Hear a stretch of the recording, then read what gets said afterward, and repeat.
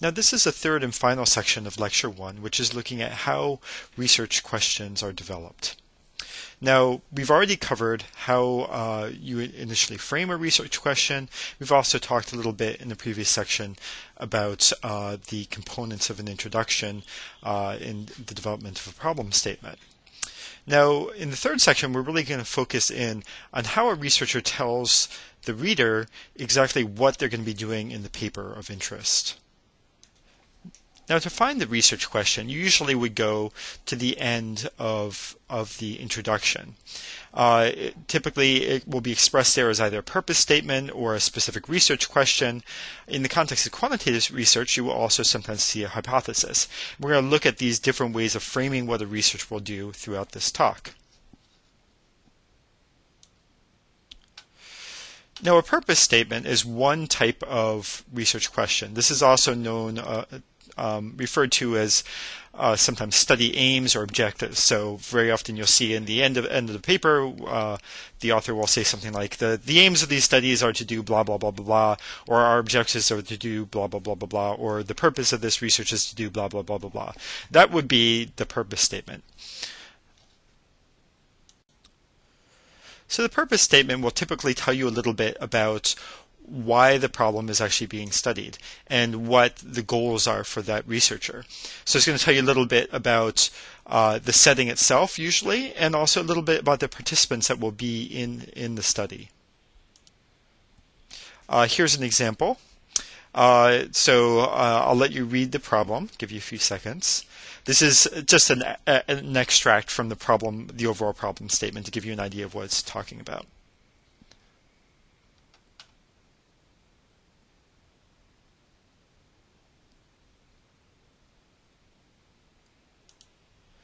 All right. So given this problem statement, what they put together was the purpose of this quasi-experimental study was to test the effectiveness of a cognitive behavioral intervention program designed on the perceptions of control and coping patterns in women with RA. So that's their purpose statement. So they preface it with the purpose of this study. So that's one easy way to figure out what parts of the paper are the purpose statement. Another way in which this is sometimes expressed is as a research question, which is actually fairly similar to a purpose statement. So what is a research question? Well, it's a concise statement that usually will contain some information about the variables or concepts that are being addressed in the study. If it's in the context of a quantitative study, you'll see some discussion of the variables, some discussion of the populations, and sometimes you'll even see testable relationships among those variables. This could, in some cases, be expressed as an actual hypothesis, which we'll discuss later. So what are some examples of this? One paper might say something along the lines of, do self-management educational interventions improve lung function and decrease morbidity and healthcare use in children and adolescents with asthma? So that's one example. Or a very simple one would be, how do women with ovarian cancer experience cancer reoccurrence? So that would be an example of a qualitative research question. Here's another one. So, do patients with head and neck cancer who perceive active involvement in treatment decision making have less uncertainty about the future and better quality of life? So, that's just another way of describing this. So, you'll see that in most of the cases, that it's actually presented as a question. Now, what is a hypothesis? A hypothesis is a very specific type of research question, which is only really seen in quantitative research. The reason for that is that quantitative research really is looking at data and looking at relationships between variables. When you're doing qualitative research, you really don't want to have a preconceived notion about what your participants' experiences are. So you're not going to make predictions about how different things relate. You're going to take their ideas and try and come up with, based upon the interviews, what you think they're telling you about how things relate.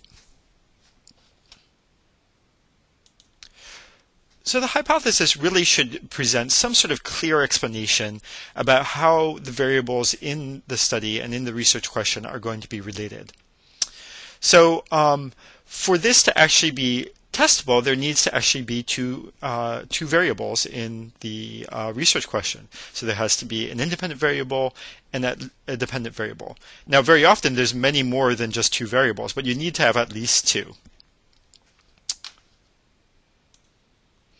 So what are a few different types of hypotheses?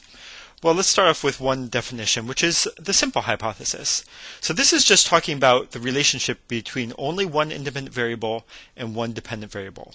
So example of this might be, we hypothesize that increases in smoking will result in a higher incidence of lung cancer. All right, so another type is a complex hypothesis. So this involves more than one independent variable or more than one dependent variable. So example of more than one independent variable might be something like, asbestos exposure and smoking will lead to increased incidence of lung cancer. Or with two dependent variables, you might see smoking. We hypothesize that smoking will lead to increases in lung cancer and cardiovascular disease. Now, I will note here that's much less common to see multiple dependent variables. And the reason for this is that adding additional dependent variables into a study actually makes the study much more complex and sometimes can make a study unmanageable. So very often studies will try and reduce the number of dependent variables and focus in on many different independent variables. So here's another different way of categorizing hypotheses. The first is a directional hypothesis.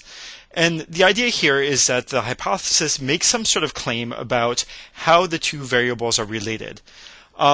Specifically, it's saying that, for example, asbestos exposure, as you increase exposure, you increase the likelihood of lung cancer.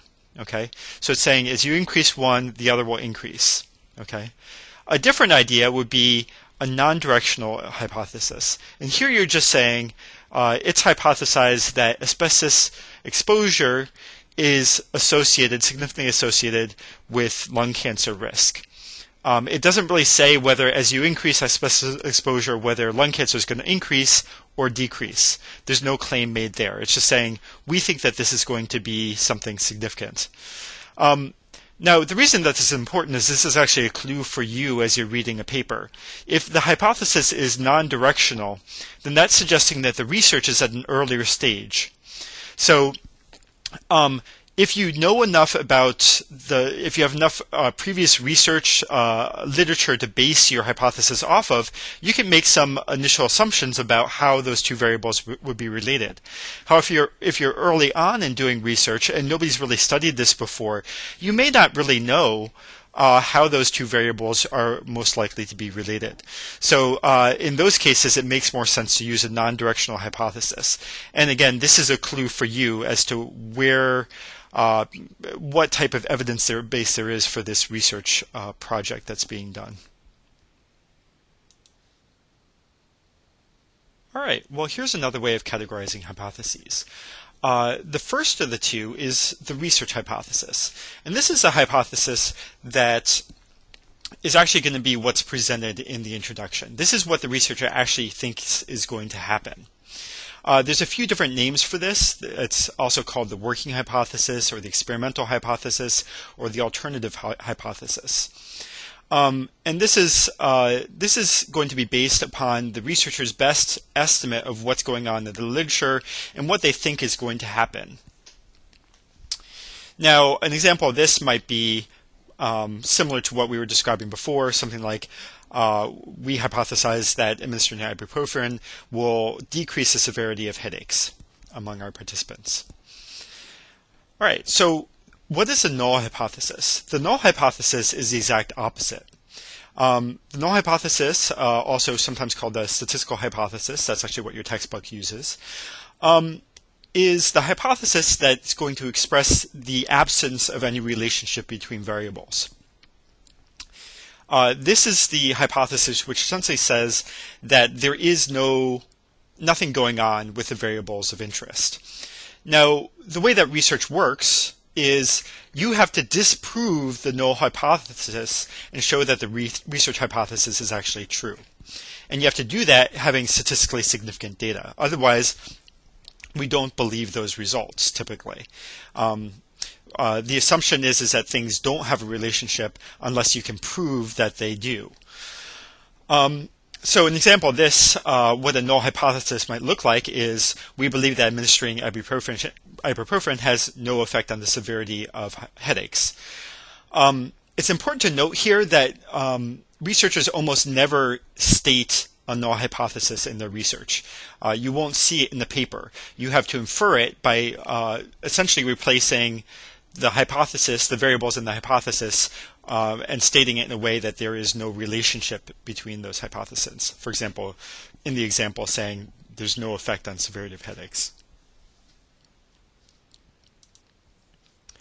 All right, well, here are a few different examples of what a hypothesis might look at. I'm not going to read them to you, but maybe take some time and pause the video and actually read through them. I think it's helpful to see some actual examples of hypotheses.